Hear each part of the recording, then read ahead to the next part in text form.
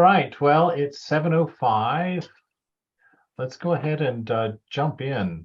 Uh, Tonight, these scriptures I pulled them together quite a few years ago, actually, because I wanted to put together something that talked about the ideal that we're pursuing. Instead of making it look like it's my ideal or my ideas, these are the origins of the things that have inspired my, I guess, work so far, my spiritual life. And they're just so exciting to me because they're just beautiful in the things that they say, and there's some challenges in there also tonight. So we'll throw those out and see what your thoughts are on them. But the first section is just kind of on the nature of religion and the nature of our problem of why there is such a thing as spiritual life or spiritual practice, and then kind of looking at a beautiful little event that happened in the life of Sri Ramakrishna that's recorded in M's book, The Gospel of Sri Ramakrishna, that outlines kind of the whole feeling and mood of spiritual life, and brings out some very important perspectives, and then just kind of ending it with a talk about where and what, where to go and what to do in order to get to this place. Now, this is only one half of a class, and we'll probably do the second half because it goes into the 4 yogas and talks about them a little bit more deeply in relationship to the things we're talking about.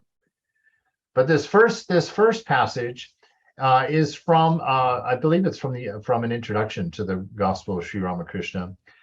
And it says that Pratap Chandra Mazumdar, the right-hand man of Keshab. Now, Keshab Chandra Sen was the leader of a religious movement in Bengal that happened, well, I would say last century, but that's the century I was born in. It must be the one before that. Which, wrap my head around that. The one before that, he was the head of a religious movement that was kind of seeking to reform Hindu ideas and values.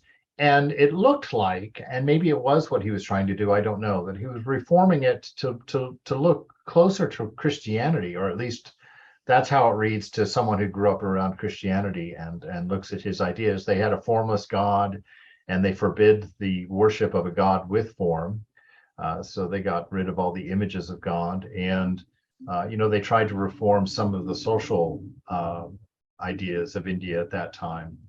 And so he was a very good friend, a very close devotee of Sri Ramakrishna. They went and saw each other quite often, and they had a very mutually beneficial relationship. They both inspired each other a great deal. And so that's who Pratap is talking about here. So Pratap Chandra Mazumdar, the right-hand man of Keshab, said of Ramakrishna, his religion is ecstasy. His worship means transcendental insight. His whole nature burns day and night with a permanent fire and a fever of strange faith and feeling. So long as he is spared to us, gladly shall we sit at his feet to learn from him the sublime precepts of purity, of unworldliness, of spirituality, and inebriation in the love of God. When I read that, I just thought, what a beautiful way to talk about spiritual life, to remove it from buildings and institutions and obligations and practices and dogmas and creeds, and just get down to this beautiful insight of an individual in love with the divine, who lives in an experience of a constant walk and dance with that divinity, rooted deeply in love, rooted deeply in wisdom. So his religion was ecstasy, which for Ramakrishna, if you read the gospel, which is just an account of his daily life in front of the devotees, you see his constant going into these ecstatic moods where he talks with God directly, where where his body becomes completely motionless, where, there was even a doctor there in the audience who went up to him and touched the whites of his eyes while he was in samadhi or in one of these ecstatic moods, and didn't get any reaction from Ramakrishna at all, that the body had seemingly just been vacated, as the spirit just was transcendent, just at a very high level of being, of experience. So that was his religion. His religion was ecstasy, pure bliss in the company of love, in the company of God, in seeing that divinity everywhere that he looked, that he became the sadhu who would fall down in front of an untouchable in worship, taking the dust of an untouchable's feet, which in India was up until Ramakrishna unheard of. I mean, that just would never be done. That he saw the divine in everyone so clearly that it would put him into an ecstatic mood to see someone while he was in that state.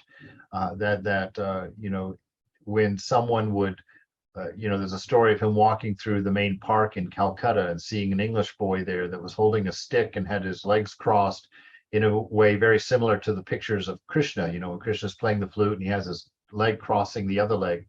He just saw that and went into ecstasy over that, that his mind was so closely related to God that everything took his mind there. And what God was for him was pure love, an unconditioned love that he experienced one-on-one, that for him the veil of ego had been completely removed. God for him was not a belief, it was not a faith, it was not an idea, it was not a concept. It was his life. It ran his days. It determined what he did. God determined what he said, determined how he felt in a day. He was constantly in the company of divinity in a real and authentic way. It was not philosophical. It was not otherworldly. The two worlds had become one for him: the spiritual world, the material world. The material world was a direct manifestation to him, a conscious manifestation to him of the divine being, the divine self. So his religion was ecstasy. His worship means transcendental insight. Transcendent of what? When we say transcendental, what are they talking about? It's a word that gets thrown around an awful lot, especially with Eastern religions. What does it mean? Anybody want to throw out an idea or an opinion or a teaching? What does it mean to have a transcendental insight? All right. I don't know. Yes. Try to go beyond the samsara to like the everyday life to, because he was always in Mother Kali and thinking about her. So it's beyond the mind and body that we live in. Exactly. Yeah, it's exactly that. When I talk about it, I like to put it in the language, the story stops.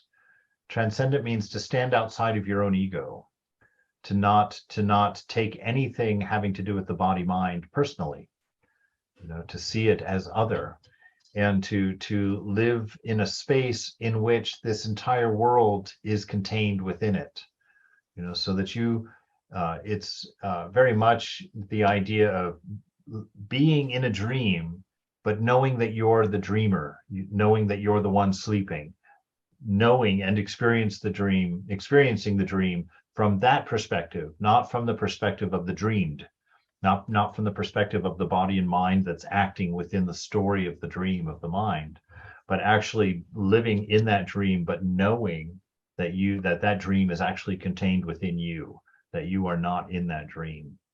And so this transcendent insight was his constant knowledge. He always knew that this world existed within him, that he did not exist in the world in that way. And these ecstatic moods that he had were moods where that would manifest, because he was not in the world was within him. His consciousness moved beyond the body mind, so it was completely vacated. It wasn't there because he knew the body and mind was nothing had nothing to do with him. And the sages teach that, which is quite startling to hear for the first time, that your body and mind actually have nothing to do with you, that you are fully free of them, that they are just a manifestation of a universal self, of which you only identify with a small story or a small part of, and create this sense of being that places you in the dream. And once you're in the dream, then you're concerned about the dream, and you're concerned about the dangers and the potentials and the stories and the things that have to happen and things that have to be done and the things you've done. And all of that becomes your world, and you are no longer transcendent. You are no longer able to step outside and to see the whole within yourself and to enjoy the safety and the beauty of not being subject to the conditions of the dream world. So this is that transcendental insight.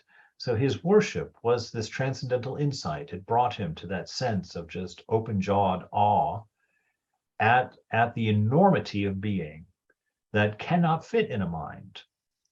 You know, Eckhart Tolle goes on and on about that in his book, The Power of Now, that beautiful ideal that he says the amount of knowledge and wisdom available in the silence of your being far outweighs the sum total of the contents of mind. That there is just a vast knowledge and wisdom available only to you in your transcendental state that is silenced by the noise of mind when you're involved in the ego self, that you don't have access to. This knowledge, this knowing, you know, not knowing in the sense of a fact, not knowing in the sense of having to ask your mind or your body something, but the sense in knowing as your own self. The knowledge is inherent within you and does not have to be sought. It is readily present and infinite. His whole nature burns day and night with a permanent fire and fever of a strange faith and feeling. So this wonderful ideal that it's day and night, it's always burning. You know, there's so many stories of Sri Ramakrishna, which is one of the reasons he's such a well-known and well-loved sage or avatar or whatever. The wonderful thing about him is he didn't require you to feel about him any particular way. You could see him as just some dude on the street if you wanted to, or you could see him as God if you wanted to, or you could just see him as a teacher or a friend. He made no requirements and was very careful in his teachings to make sure that it always remained that way, that there's no requirement for anybody to think of him in a particular way. For himself, as we mention all the time, he saw himself merely as a hole through which God could be seen. And so, and a hole through not only through which God could be seen from our perspective, but through which God could be experienced. Because if you look at the journals of his disciples and the people that followed him, they all have one thing in common. They all tell us that there was no way for them to fully express the amount of love that they felt from him for themselves, and that they all of them they come to a statement at some point in their writings where they just sit there shaking their head, looking at you, saying, "I can't possibly convey to you, nor could you possibly understand the amount of love that we felt in his presence for us."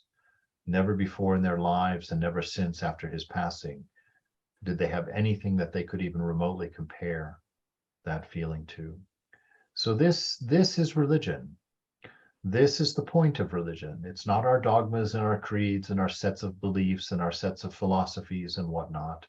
It is a deep, real, abiding, authentic experience of an infinite love that is the source of the dream we're living.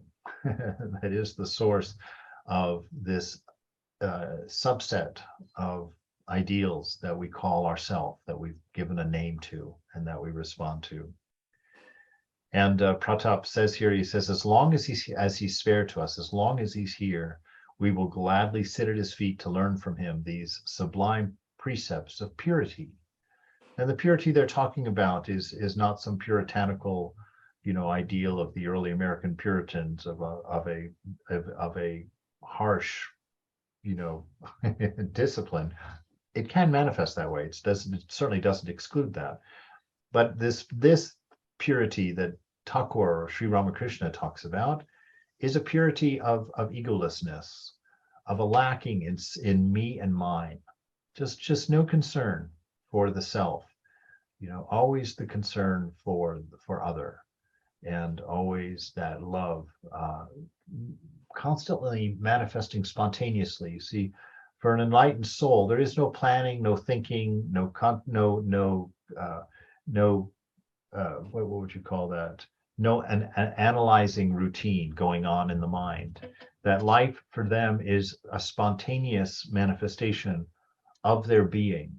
It's never a calculated plan of attack. It's always spontaneously in the moment, just this pure expression of their nature.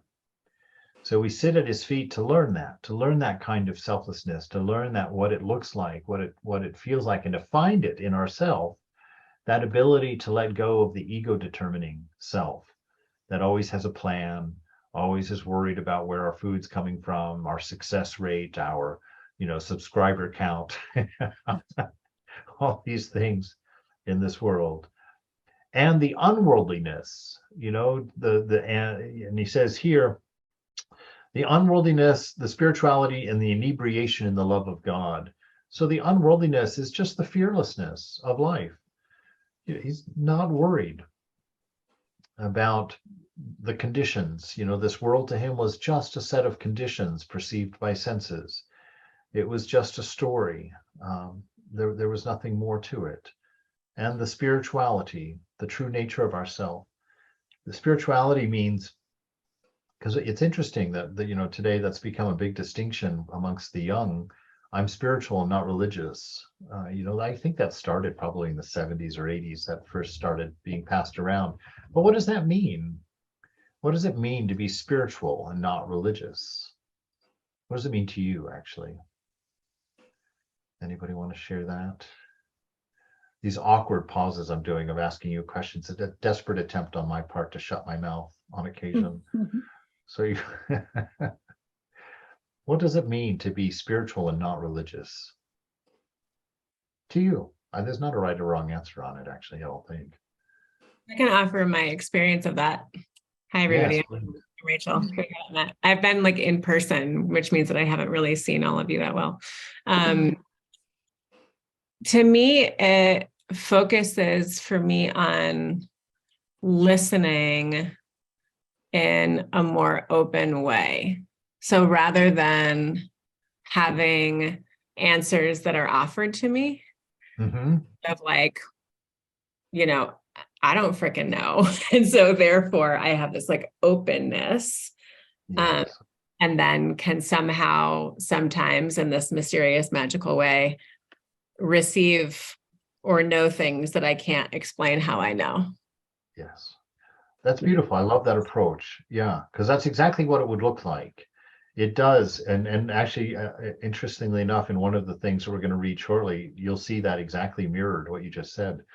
But yes, absolutely. To be spiritual in technical terms would mean that you're identified by your spirit. Mm-hmm. You're not identified by the body and by the mind and all of their related attributes. That you identify yourself as this spirit of love, this spirit of wisdom that's immortal, forever free, ever pure. That the body drops off, you pick up another one if you want, or you don't if you don't, or as it goes.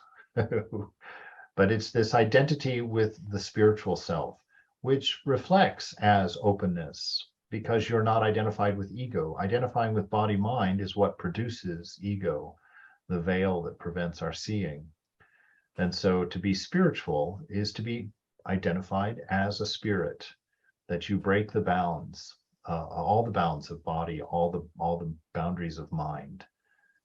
And so it's as wide open as you can get. And it carries with it that nature of an unconditioned love. So that's people's experience in your presence when one understands oneself as spirit, and the nature of Satchitananda, that we're not concerned with these things that make us selfish, these limitations and restrictions that make us afraid, that make us vulnerable. We're identified clearly with our nature, with spirit. So then So is religion then the way in which we go about that? Or is it the discussion of being spiritual, or what is being spiritual? Is that what religion is to you all? Yeah. yeah, certainly religion, boy, Yeah, yeah, it's a dogma. It's a set of right. creeds, Right. dogmas, Okay. Yeah. um, That's uh, what I was saying. Yeah. mythology, yeah, Mhm. that are designed to bring us to this spiritual Okay. awareness, to this Okay. Yeah. enlightenment. So it's a collection of teachings that have worked Mm-hmm. for the people within that path in the early days. Before it was actually a path, it was just Mm-hmm. someone who came to their realization, had their experience of their divine nature, and somebody says, "Hey, wow, how did you become such a super cool person?" Mm-hmm. And so Right. they write down what they did and what they tried and how it worked, Mm-hmm. and and then people started trying to do the same thing. And then that person died, and people were still trying to do the same thing, but didn't have him or her to ask anymore. And so little by little, we add and collect, and then Mm-hmm. somebody else realizes it in the same path and says, "Well, actually, wait, this is really important, and we've kind of forgotten this and left this Mm-hmm. out." So that's Okay. Yeah. religion, Mm-hmm. Okay. That's what I and thought. Okay. yeah, But I think, Swami, also that nowadays when they say they want that you want to be not religious and be spiritual, is I think people also look for the freedom not to be bound by a particular religion, right? yeah, yeah, By those creeds. So they like to pick and choose across the board, across the different religions, quote unquote, that they come across. To make something that works for them. yes. Yeah, and that's a valid perspective. I think that in many ways the dominant religions, I don't know, it's always dangerous to start talking like that, but uh, like they've been around for a long time, and the distance between the last realized person and the current teaching staff is significant. And so wrong things get emphasized, Mm-hmm. And things can become rather cruel. Religion when it's mixed Mm-hmm. with ignorance, with ego, it can be quite cruel, and become quite a destructive tool in and of itself. That's why religion really quite often gets a bad rap, although I don't think that, honestly, religion deserves that bad rap. I think politicians and politics deserve a lot more of that bad rap, who use religion Mm-hmm. to manipulate the masses, to manipulate people. I don't think that was the intention of any of the original religious Mm-hmm. founders or teachers. But yes, and so it's gotten to the point where that distinction has become important enough that people are like, "Hey, you know what? I'm not going to be identified with that group who won't talk to this group, who won't respect that group, who won't learn from this group, who Mm-hmm. comes with ready-made answers that they didn't come up with, but that they tout in Mm-hmm. ignorance." That's the religion that people are not interested in. And that's what I really love about this definition of religion, that religion is an experience of being, Mm-hmm. and it's your own, and you don't have to wipe out anyone else. As this type of religious person, Mm-hmm. you're in love with everything and everyone, Mm-hmm. and you give to people who ask of you.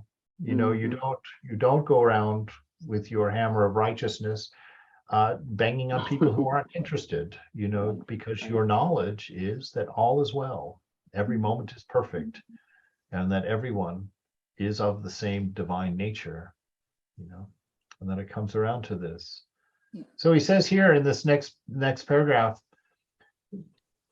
his ideal becomes one of perfect love, one of perfect fearlessness of love.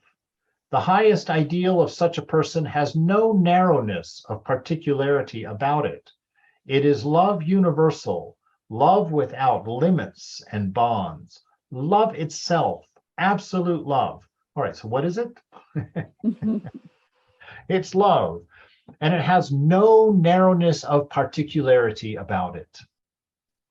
No narrowness. It's not exclusive at all. It's open to everyone, you know. Now, there are other classes that are necessary for kind of talking about aspects of that. You know, we have that wonderful story about the elephant mahut, you know, where the man riding a mad elephant, and the elephant's running around killing people, and he's yelling to everybody, get out of the way, get out of the way. But this young monk heard from his teacher that morning that everything is God, and he thought, oh, well, the elephant's God. I'm God. Why do I need to get out of the way? Of course, the elephant comes by and smashes him against a tree and knocks him unconscious, and his body's carried back to the teacher. And when he comes to, the teacher says, why didn't you get out of the way? And he says, well, you said that everything was God, and I thought the elephant was God. He says, his teacher says to him, he says, you fool, of course everything is God. Who do you think the Mahut was who was telling you to get out of the way? He also was God. You know, so it's this notion that yes, perfect love is what religious experience and expression is, what it in its ideal, in its perfected state, because the ego, the concern of self, the narrowness is removed. And so there is no narrowness in your expression of love. You don't withhold it from some people and give it to other people. You don't give some people more and other people's less. You know, there is no narrowness of particularity about it. It is love universal. You know, so you do not have an enemy. You do not have a lesser, you know, in your sphere of people around you. And you know, it was a wonderful story about Vivekananda, where a bunch of village people decided to hire some prostitutes. Well, to Thakur, actually, this is Thakur. The same thing happened to Vivekananda on the street, though, in Calcutta, where some prostitutes came and were trying to seduce him. And he treated them with such a respect that his friend who was walking with him recorded it and said that the prostitutes were brought to tears because of the amount of love that they felt from Swamiji, that he didn't recognize them at all as any lesser or as being vulgar or being unrighteous or unholy. You know, and Vivekananda says, when I was a young man in my 20s, you know, my practice of religion, I would have crossed the street if I was approaching a theater. I wouldn't walk on the same side of the street as a theater. And he says, but now that I'm an old man, now that I've learned of what religion is, he said, I could live in a house full of prostitutes and worship God in bliss. You know, that don't touchism is a beginner state meant to protect you against yourself, not to protect you from other people, to protect you from yourself. So in the beginning, you have to put that fence up. In the beginning, you have to be wise. You know, if you're an alcoholic, you don't go hang out at the bar. When you know, one day, well, some people would say that means forever, and I'm not going to counter that. But in the ideal, at some point, if you come to God realization, you won't need to. You can go anywhere and not be affected because you have no identity with things that want those things. So there is a freedom, an ultimate freedom to be had, and that is what religion is. So this ideal is one of perfect love, perfect fearlessness. That's something I love. You know, that there's no fear in the world. You live your life in freedom, free from fear, because you know that the only things that can be hurt are the things subject to condition, and that the divine self is not subject to condition. You know, that this divine self knows itself to be in the dream, and the dream is just a story. You know, if someone smacks you in the dream, you don't wake up with a scar from it, you know. And so this knowledge, so it's this perfect fearlessness of love, has no narrowness of particularity about it. Love universal, love without limits, without bonds, love itself, absolute love. It's God. You know, love without limits, love without particularity, love that's absolute, meaning unchanging. The thing itself is the divine. So in the Gospel of Ramakrishna, called the Master here, he's talking to a devotee called Bhagavan Das, and he says, the eternal religion, the religion of the rishis, has been in existence from time out of mind and will exist eternally. So it's not a thing. It's not separate from everything else. It is the everything. Religion and this spiritual knowledge is a crystallization of this moment that we inhabit. It's the crystallization of what is. It's an understanding of the nature of things based on knowing that ultimate reality. So he says, it has always been existing and it will always exist. There exists in this Sanatana Dharma all forms of worship. All forms of worship exist in this eternal religion. So that doesn't matter if you've got prayer rugs you sit down and do 5 times a day, or whether you go to church on Sundays, or whether you go to temples on holidays, or whether you've just got your own thing going on. It's like it includes all forms of worship of God with form, bowing down before a statue of Ramakrishna, or a statue of Kali, or a statue of Shiva, or a statue of Krishna. Though it's God with worship, God with form, that it includes all of that. And the worship of the impersonal deity as well. The impersonal deity means God with no form, And interestingly enough, the Christians kind of have a hybrid in there. They like to say that they worship the God with no form, and yet their God has all kinds of attributes. So they sort of mix the two. The pure God with no form is impersonal. There is no separation from you. There is no other. One without a second is the God without form. It's everywhere present and always perfect. So that includes all of that.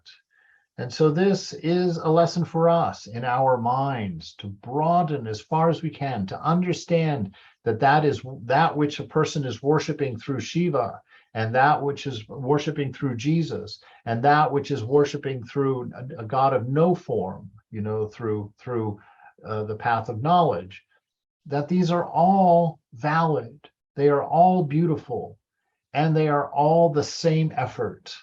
And they should all be respected, and they should all be honored, and people should be loved and encouraged and embraced for it.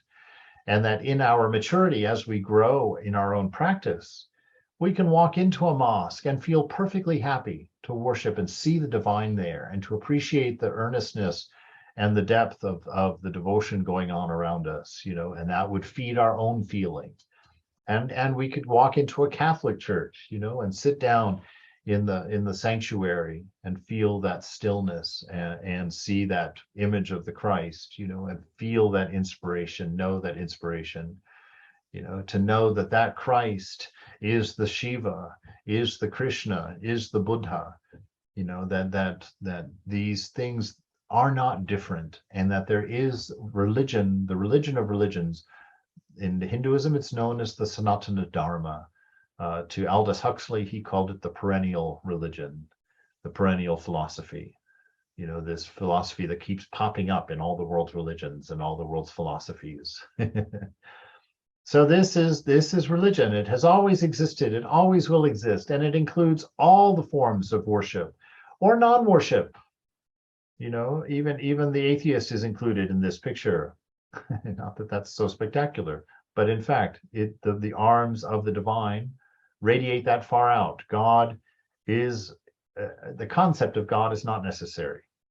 You don't have to form a concept or agree to a concept of God in order to have your realization of your divine nature, that it can be reached even without that. And so the worship of God with form, the worship of the impersonal deity, it contains all the paths, all of them.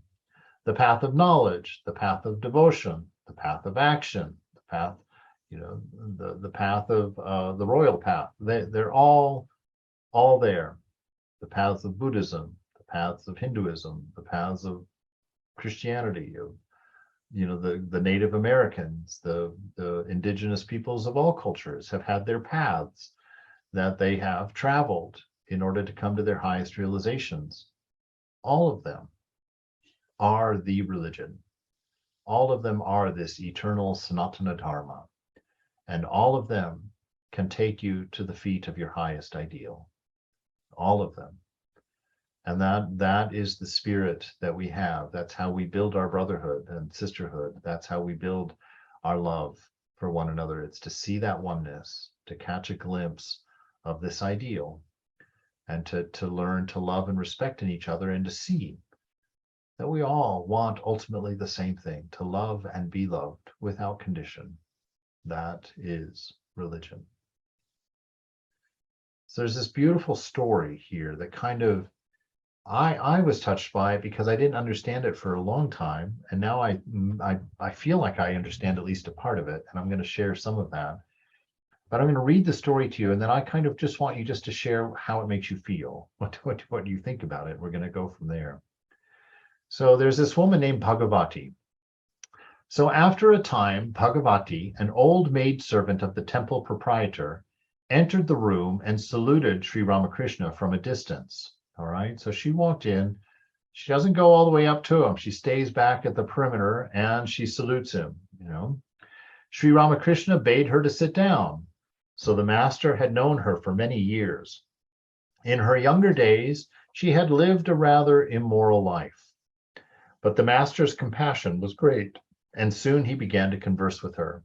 All right, so we're seeing this broadness of self. So this immoral woman has entered the room. She doesn't have the confidence to go all the way up to him. She stands at the back of the room, and he asks her to sit down and begins to talk with her. And he says to her, "Oh, now you're getting pretty old. Have you been feeding the Vaishnavas and holy men, and thus spending your money in a noble way?" And Bhagavati, quite sheepishly, I imagine, smiling, "How can I say that?" The master says, "Well, have you been to Vrindavan, to Benares, to the other holy places? Do you go on pilgrimage?" And she says, shrinkingly now, so she's 0 for 2 right now. She says, "Oh, how can I say that? I have built a bathing place and my name is inscribed there on a plaque, on a slab." And look at the master says, "Indeed." And she gets encouraged. "Yes, sir, my name, Sri Bhagavati Dasi. It's written there." And the master with a smile, "How nice. That's great. Super." He found something that she had done that was positive and helpful, and he encourages her in it. Now, this is the important part. Think about what's going on here. Emboldened by the master's words, Bhagavati approached and saluted him, touching his feet. Like a man stung by a scorpion, Sri Ramakrishna stood up and cried out, "Govinda, Govinda," which is just the name of God. A big jar of Ganges water stood in a corner of the room. He hurried over there, panting, and washed with the holy water the spot the maidservant had touched on his feet. The devotees in the room were amazed to see this incident. Bhagavati sat as if struck dead. All right, I want to stop there. What are you thinking? What are you feeling?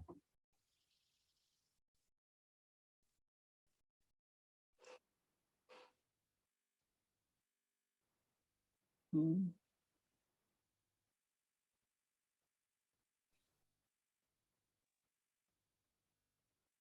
Well, for me, it's both good and a little disturbing as well as encouraging. Encouraged that Sri Ramakrishna, talked to her, invited her. But in the initial reaction, knowing his strength and the immensity of who he really is, to be not able to take the touch of somebody who is quote unquote immoral, kind of seems a little disturbing. Mm-hmm. And I remember that even there was another incident where he didn't want somebody to bring him food, and he scolded Holy Mother because she had sent the food by this woman who was not very moral, and he didn't like it, and he asked Holy Mother not to do that, and Holy Mother kind of scolded, was not going to listen to him, and said, Yes. I'm going to, she called me mother, and she's my daughter, and if she wants to bring you food, she's going to bring you food, whether you like it or not. So that to me, that part is disturbing. Right. Okay, excellent. I'm right on board with you. Anybody else have an idea? Yeah, I think or I feeling? I was just going to say that I kind of agree that, it's not something you would expect uh, from Ramakrishna, knowing his caliber of spiritualism. Um, yeah, it seems odd that he would have reacted that way. It seems odd to Yeah. me. Yeah. It seems like the door's not wide open, doesn't it? It feels, I mean, like for years, this story, the first time I read it, I almost wanted to throw the book away because I thought, I mean, my own background, I know, my own background and life, I know, and I know that Bhagavati has nothing on me.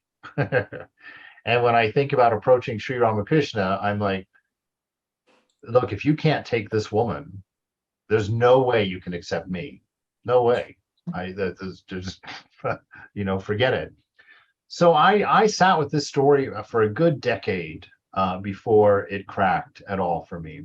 So let me share some ideas and see what you think here. We assume it's because of her immorality, just because she was described that way at the beginning. But take a look at Bhagavati. When she comes into the room, she doesn't approach the master. She stays at the back of the room, right? And we assume that's because she thinks of herself as immoral, thinks of herself as impure. So she stays back at the back of the room. And the master asks her some questions and she fails the first two or has to say no. So we kind of see that, this is where she's getting her idea of self from. Then he finds something that she has done, okay? And she gets encouraged. Yes, I've done that. Yes, it's there. My name's on a plaque. And now she's encouraged and she comes forward, okay? Where is her confidence lying that brought her forward at that point? In the ego. Where did that confidence come from? In the material. That's right. It was an egoistic move. It was based on conditions. Her idea of herself was based on a set of conditions that she believed herself. So it wasn't Bhagavati that came forward and approached the master. It was the ego named Bhagavati that came forward thinking itself worthy now because of something it had done, because of some piece of conditional material knowledge that suddenly made her good enough to come and touch the feet of Sri Ramakrishna. That's what touched Sri Ramakrishna, and that's what burned his feet. And that was the point he was making to her. How do you know this? Because look at what happens next. This is where all the teaching is going to come from. It's beautiful. In order to relieve her mind of all embarrassment, okay, so there's Ramakrishna. That's the real Ramakrishna. He's concerned not with any of the stuff that may or may not be about her. He's now concerned that he has embarrassed her, that she feels less than because in front of devotees she's been corrected, really embarrassed. So in order to relieve her of all embarrassment, the master said tenderly, listen to a few songs. He's going to sing her a song now. All right. So he's not denying her. He's not separating herself from her. He's not pushing her off. Now he's approaching her and singing a song, and listen to the words that he sings to her. Dwell, O mind, within yourself. Enter no other's home. If you but seek there, you will find all you are searching for. God, the true philosopher's stone, who answers every prayer, lies hidden deep within your heart, the richest gem of all.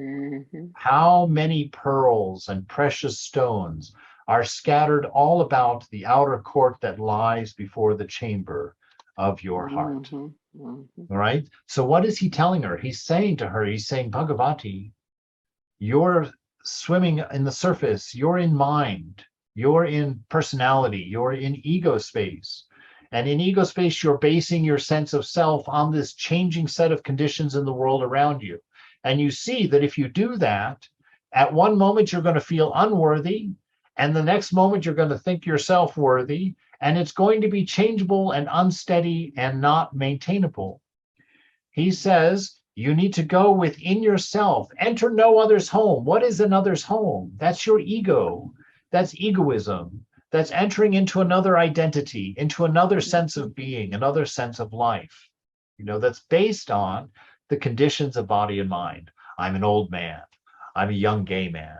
I'm a proud Black woman. It's like all of these changeable ideas of ourself, which are not reliable through life, will make us worthy at one moment, unworthy at another. That if we based our sense on self like that, it's egoism, it's going to fail us. And in this scenario, Ramakrishna is her own soul. He's a realized self. He is Bhagavati at her highest self. And he's teaching her that your life driven by ego, driven by the change, based on the conditions of life, are stinging your soul, your own soul, like a scorpion. Can you become aware of that inner pain that this life is causing for you? The suffering, the ups and downs, boyfriends leaving you, new boyfriends coming to you, failures in the office, victories on the sports field. It's all constantly a whirl. If you base yourself on that, your soul, your native self is in pain. It's in pain. Its expression is being cobbled.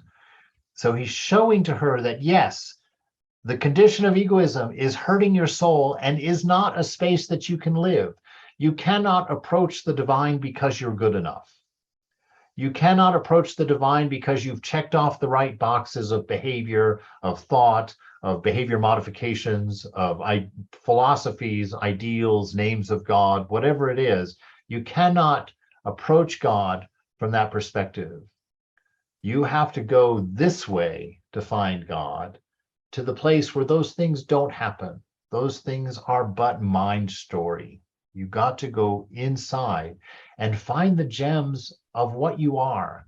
Touch your nature of divine love. Touch your nature of freedom. Touch your nature of immortality. Find the truth of this. Experience the truth of this. And know that God is not approached through the conditional world. It is not your ego self that will ever get you there. Do whatever you want. Even Bhagavati, if you had said yes to all those questions and had come to touch my feet based on those answers, it will sting your soul because they are not maintainable. They are not permanent. They are ever changing. But find this gem within yourself and come because of what you are, that unchangeable, beautiful, divine spirit. Act from that place, come from the inspiration of that place, and you can sit at my feet and I will sing divine songs to you. I will show you a you that cannot be embarrassed. I will show you a you that has no lack, no need. I will show you a you that has no limit of the love to be expressed and experienced, to come into this. And so he says, dwell within yourself. So gather inside. Don't go to the outer world of the senses for your satisfaction. There was a great lesson that I learned one day. I was I've told this story, hopefully. Anyway, I told the story once, many times, but I was in the monastery one day, and Greg had left the monastery about 3 months before this, and I was alone in that building, and Swami would go to his office all morning, and I would be alone in the building all day long by myself. And it'd been 3 months, and I was just feeling so depressed and feeling like I'm the only monk here. I can't live in this big old empty building by myself for the rest of my life. I can't do this. And I was standing at the top of this winding staircase that went down to the front door, and I was just sitting there feeling sorry for myself. And Swami comes in for lunch. And he comes in and he looks up and he sees me standing there, and he says, "Oh, what is this?" And so as he's coming up the stairs, I'm telling him, I said, "Maharaj," I said, "I feel so alone. I have no one to talk to all day long. I don't go out. I'm not supposed to go outside and go off wandering by myself. It's like, I'm trying here, and I just can't live like this. I can't do this anymore." And I expected him, because he was a very loving, kind person, no doubt. I expected him, to get very personal when he got to the top of the stairs and come give me a hug and try to encourage me and tell me everything would be fine. He didn't. He walked right by me, didn't look at me, didn't say anything to me, went into his room. And just before he closed the door, he looked out at me and he said, "So go to the shrine." And he shut the door. I can't tell you the feelings I had. I was furious. I felt betrayed. I felt like he didn't care about me at all. But I did what I was told. I went and I sat in the shrine. And I sat in there and I realized for the first time, I saw that I didn't depend on God for anything. If I was lonely, I called a friend. If I was bored, I went dancing. If I wanted entertainment, I'd go to the bars. I had something in the world for every mood and every phase of being that I had that I needed in order, but I never went to the shrine. God was not real to me. He was not a solution to my life. And I went in there and I sat in that shrine and realized all of these idols that I had in my life that I went to for help and never depended on the divine. And that day, for the first time, going to the shrine, pouring these things out, I heard that voice inside tell me this and to explain this to me. And later I talked to Swami about that encounter. And he said, yes, he says, see, I will not always be there for you. There will come a day when I am not in this world anymore. He said, if you come to me for this comfort, what will you do when I'm gone?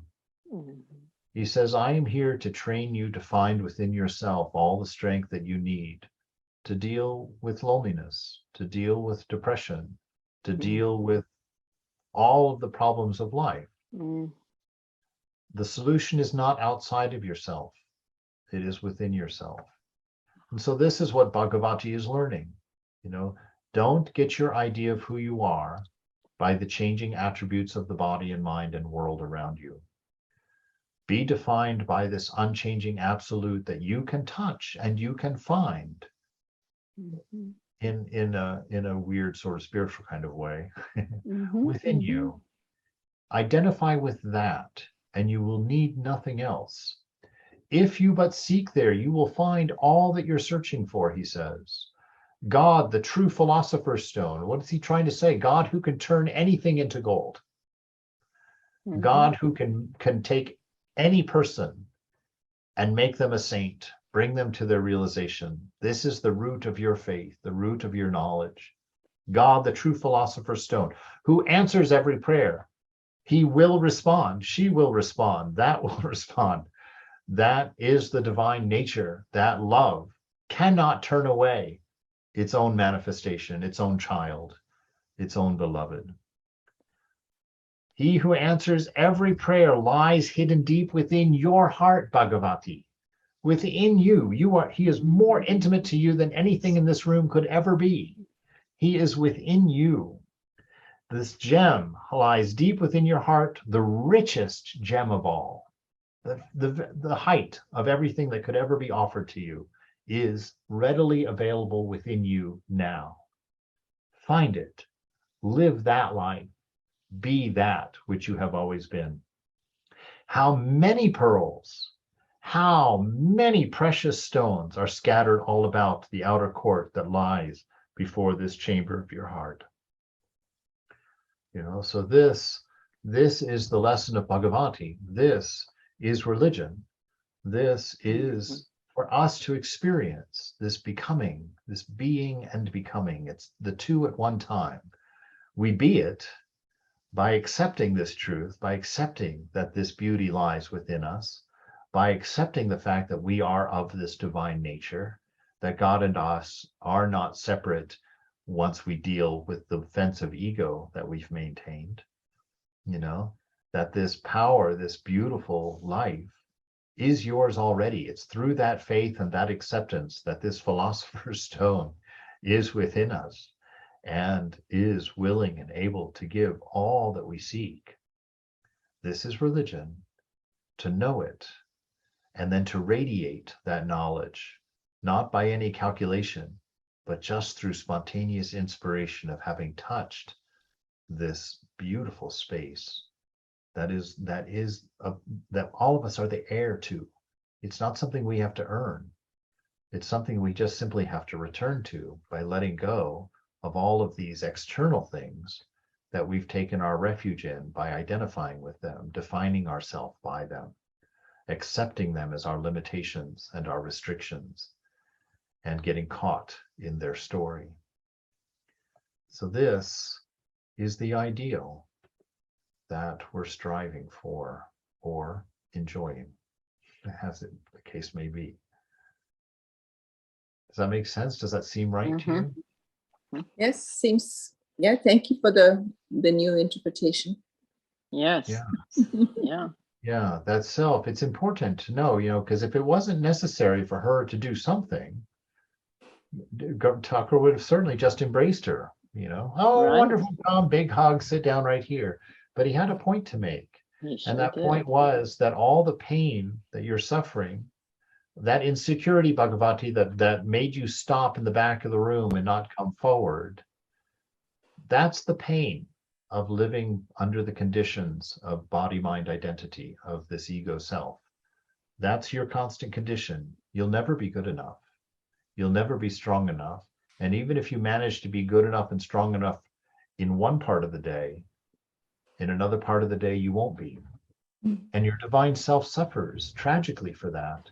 But because we're so distracted by the changing, we don't feel that pain, and we've become numb to that pain. We've accepted it. We've accepted this borderline of pain that lies underneath our daily experience. And so Thakur has to make us aware of that pain, but he doesn't do it without giving us the truth of it, that it's unreal, that pain exists because you don't know the philosopher's stone lies within your heart. You don't know that all of these gems and pearls and precious stones lie within you to be expressed and given and freely lived. And so this is a cure for our own self. It's not a cure for God or cure for the external world or the fix for the universe. It's your own answer, your own freedom that it will give you, your very own, And